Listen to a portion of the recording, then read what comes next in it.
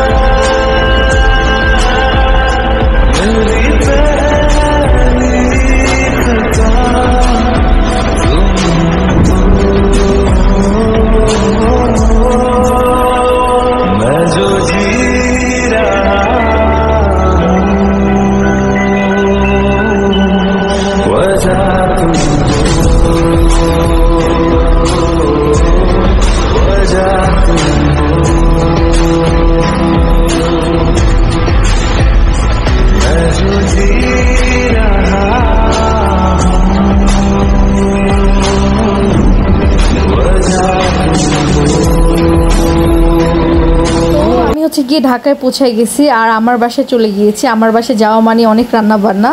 তো গিয়ে নানান পদের আইটেম তৈরি করা, খাওয়া দাওয়া করা, এনজয় করা সবাই মিলে। তো আমি এখানে গিয়ে তেহারি রান্না করব, সেটার জন্য আলু গিয়ে আগে ফ্রাই করে নিয়েছি। তারপর গিয়ে এখানে অনেকগুলো পেঁয়াজ দিয়ে দিয়েছি। আর অবশ্যই এগুলোর মধ্যে একটু পেঁয়াজটা একটু বেশি দিতে হয়। আর গিয়ে আমি পেঁয়াজটাকে একটু ভাজা ভাজা করে নেব। আর এদিকে গিয়ে আমার আলুগুলো ভাজা হচ্ছে। দেখতে পাচ্ছেন আমি এখানে লবণ আর একটু হলুদ আর একটু মরিচ দিয়ে দিয়েছি যাতে কালারটা একটু সুন্দর আসে। তারপর এখানে গিয়ে আমি অনেক ধরনের মশলা একসাথে করে ব্লেন্ড করে দেন গিয়ে আমি এটাকে একটু ভিজিয়ে নিয়েছি। আর গিয়ে মশলাগুলো আমি অলরেডি কষাচ্ছি, দেখতে পাচ্ছেন। আর এই মশলাগুলো কষানো গিয়ে মোস্ট ইম্পর্টেন্ট, যে আপনার মশলাটা যতটা ভালো কষানো হবে ততটা আপনার গিয়ে রান্নাটার টেস্টটা দ্বিগুণ হবে। তারপর এখানে আমি টক দই দিয়ে দিয়েছি। টক দই দেওয়ার পর আমি গিয়ে আবার এটাকে নেড়ে চেড়ে দিচ্ছি।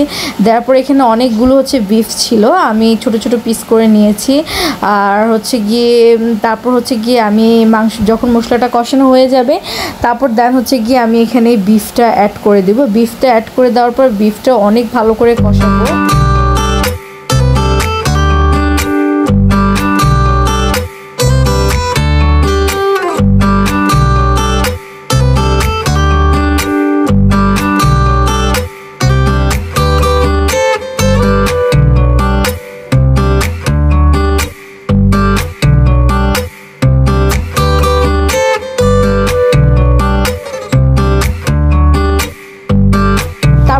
হচ্ছে গিয়ে প্রেসার কুকারটা বন্ধ করে দিব। তারপর এখানে হচ্ছে পোলাও চালগুলো আমি নিয়ে নিয়েছি।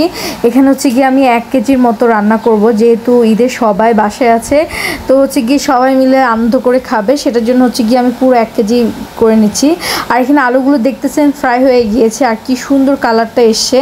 তো আলুগুলো আমি হচ্ছে গিয়ে ফার্স্টে নামিয়ে নিব। আর এখানে হচ্ছে গিয়ে পোলাও চালগুলো আমি এখানে ক্লিন করে নিব। আর হচ্ছে গিয়ে আপনারা যে চালটা ইউজ করতে চান, আপনাদের যেটা পছন্দ সেটাই আপনারা নিতে পারেন। আর হচ্ছে গিয়ে চালগুলো হচ্ছে ভালো করে একটু ক্লিন করে নিচ্ছি।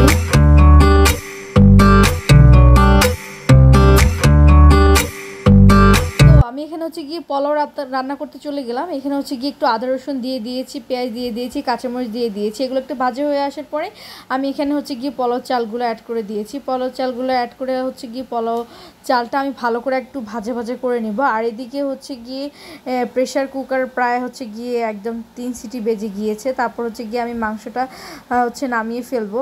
আর হচ্ছে গিয়ে খুবই সফট হয়ে গিয়েছিল মাংসটা। আর হচ্ছে গিয়ে দেখতে পাচ্ছেন কতটা সুন্দর হয়েছে। পানি আপনারা আপনাদের পরিমাণ মতো দিবেন এখানে। আর হচ্ছে গিয়ে যখন দেখবেন যে আপনার পোলাও চালটা হচ্ছে গিয়ে একটু ফুটে উঠেছে, তারপর দেন হচ্ছে গিয়ে এখানে গরুর মাংসটা অ্যাড করে দিতে হবে। তো দেন হচ্ছে আমার প্রথমে কষ্ট হচ্ছিল, যেহেতু প্রেশার কুকারটা একটু ভারী ছিল, তার উপরে গরুর মাংস আরও ভারী ছিল। তো যাই হোক, আমি হচ্ছে গিয়ে এখানে দিয়ে এখন ভালো করে এটাকে মিক্স করে নিব একদম ভালো করে। আর এই পর্যায়ে অবশ্যই লবণটা আপনারা হচ্ছে গিয়ে পরিমাণ মতো দিয়ে দিবেন, না হয় নেক্সটে যদি আপনি লবণ দিতে যান সেক্ষেত্রে পরিমাণটা বুঝতে পারবেন না। তারপর আলুগুলো আমি অ্যাড করে দিয়ে দিয়েছি। এখন হচ্ছে গিয়ে ভালো করে আমি নেড়ে চেড়ে এটা দিব। নেড়ে চেড়ে দিয়ে আমি হচ্ছে গিয়ে একটু ঢেকে নিব। আর হচ্ছে গিয়ে দেখতে পাচ্ছেন ওয়াও কত সুন্দর হয়েছে, তাই না? আর অবশ্যই খেতেও অসাধারণ হবে। সো হচ্ছে গিয়ে সবাই ঈদের ফ্যামিলিকে নিয়ে এনজয় করেন, খাওয়া দাওয়া করেন। থ্যাংক ইউ আমার সাথে থাকার জন্য। Please like comment share. Bye bye. اشوفك انا متى عياني الشوق نار وهيجا بقلبي اي اي اي اي كنت خبي حبك انا حليم فضوح انا من اللي